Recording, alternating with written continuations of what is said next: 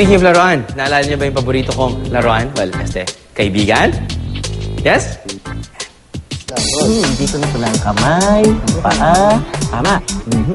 Ay, andiyan pala kayo? Kanina pa ba kayo? Namiss na ba ako? Di bale, nandito tayo ngayon sa bahay ko at papakilala ko sa inyo ang lahat ng mga kaibigan kong puppet. Tara! And he's back! Ang makulit kong alter ego, ang puppet na feeling tao, si Andoy! At ngayong umaga, isinama niya tayo sa kanilang mundo. Siya, si Pimple the App.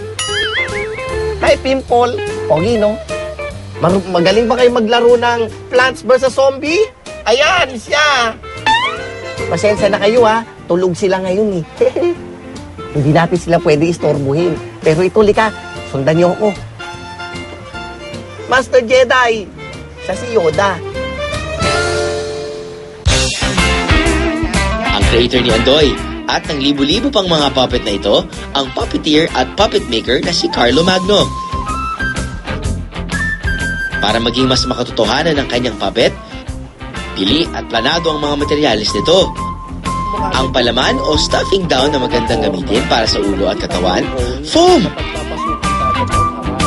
Sa foam, magandang gamitin kasi makukuha mo yung kanyang body, maipoform mo. At the same time, maipapasok mo yung kamay mo sa loob. Kung stoppings ito, hindi mangyayari yan.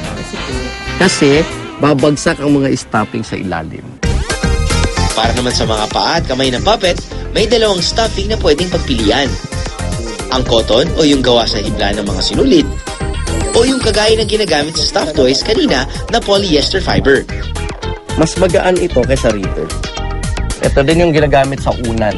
At ito yung ating magiging tela at itong magsisilbing kanyang arm. Hindi kailangang siksikin ng todo. Kailangan lang maging embossed like that.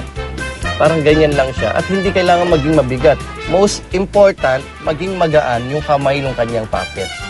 Once na napuno natin yan, magiging ganito itsura niya. So yan. So meron na siya. Sunod na binibihisan at nilalagyan ng dekorasyon ang puppet. At ang huling step, So mabubuhay ang isang puppet kung isinuot na siya sa kamay ng isang puppeteer. Kagaya nito.